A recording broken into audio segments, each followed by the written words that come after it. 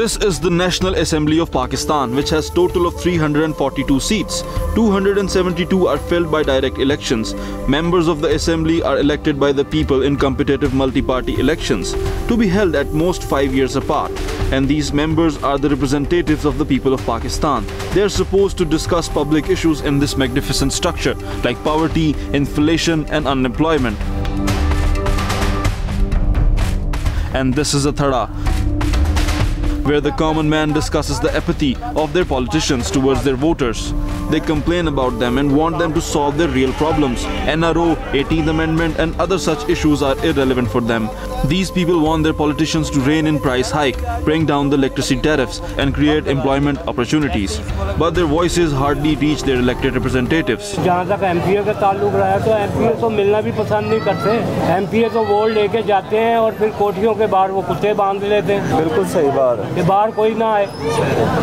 और जहाँ तक सियासतदानों का ताल्लुक है तो आपको पता है कि 60-65 साल हो गए पाकिस्तान को बनते हैं और पाकिस्तान के अंदर 25-26 साल 30 साल फौज ने हुकूमत की, इन सियासतदानों ने हुकूमत की।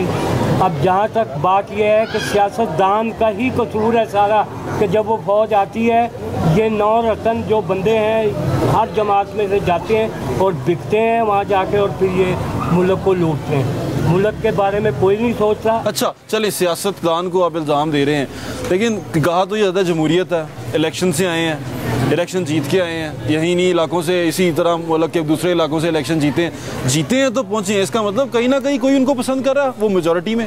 मसला ये है, देखें अब आप ज़िमनी इलेक्शन हो रहे हैं, जहाँ पंजाब के अंदर ज़िमनी इलेक्शन होता है वहाँ नून मुस्लिम लीग जीत लेती है। जहाँ पीपल्स पार्टी का होल्ड होता है वो पीपल्स पार्टी जीत लेती है। क्या समझे? तो 16 करोड़ आवाम से वैसे वो सर्वे कर लें और डब्बे रख के सड़कों पे हर इलाके के अंदर रख लें, दूध का दूध पानी का पानी हो जाएगा कि 16 करोड़ आवाम किसके साथ है। सियासत का मतलब क्या है? झूठ का नाम सियासत। अब आप ये बताएं कि चीफ जस्टिस साहब का जब ये कैंपेन चली थी, खाली वकीलों का किरदार नहीं है। चंद 100 वकील है, 1 लाख वकील है, वो क्या कर लेता? वो बहाल करा देता।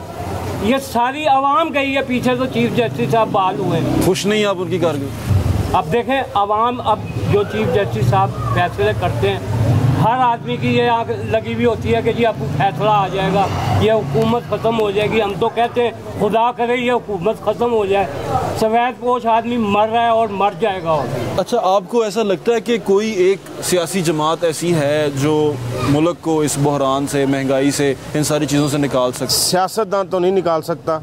सियासतदान तो सियासत करने आएगा, वो मुल्क को संवारने नहीं आएगा, वो अपनी सियासत चमकाने ही आएगा।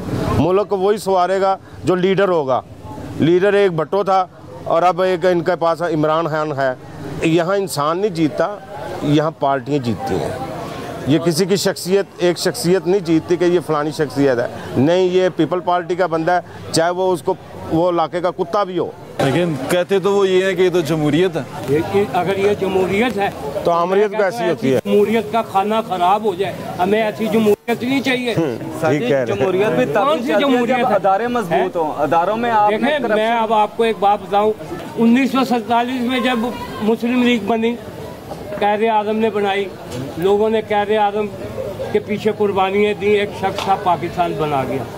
ठीक है, पाकिस्तान बनने के बाद कितनी मुस्लिम लीगें बनी आप ये देखें। कभी कोई काम मुस्लिम लीग आ जाती है, कोई नून मुस्लिम लीग आ जाती है, बंदे वही हैं।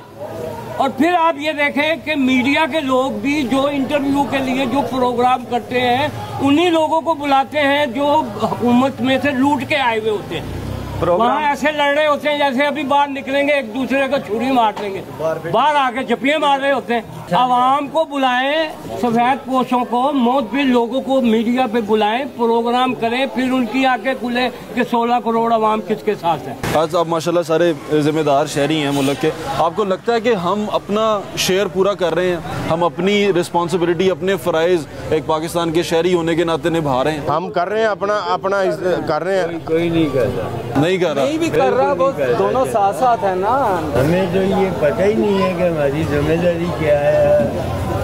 पूरी तो जब करेंगे जब हमें पता हो कि हम क्या कर, हमने करना क्या है। हमको पता ही नहीं है कि हमने ना ना, हमारी ख्वाहिश है कि वो ये कर दे, वो ये कर दे, उसको ऐसा करना चाहिए था, ये ऐसा नहीं करना चाहिए था, बस ये सियासत है, यही हमारी ख्वाहिश है। एक नस्ल तो चली गई, जाने वाली नस्ल है, जो आने वाली नस्ल है, जो ये छोटे छोटे बच्चे हैं, ये जो आगे आ रहे हैं, आपको क्या लगता है हम इनको कोई बेहतर मुस्तकबिल देके जा रहे हैं? इन बच्चों को, इन बच्चों को तो मुस्तकबिल तो नहीं देकर जा रहे, लेकिन ये पता भी कोई नहीं कि इससे पहले कोई इनकलाब आ जाए अवाम का। आपको क्या लगता है क्या कर सकते हैं? आखिर इनकलाब ही आएगा ना, और क्या हम ला सकते हैं? इनकलाब ही आ सकता है। अगर ये ज़रूरत पड़ी तो इस मुल्क की खातिर हम निकलेंगे बाहर।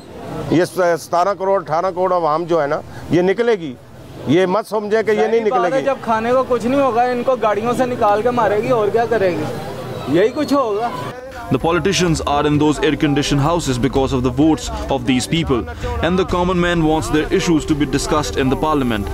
And when they are not discussed there, these people have no option but to sit here and curse themselves and the politicians. This is Zohaib Salim Butt reporting for Express 24/7, Lahore.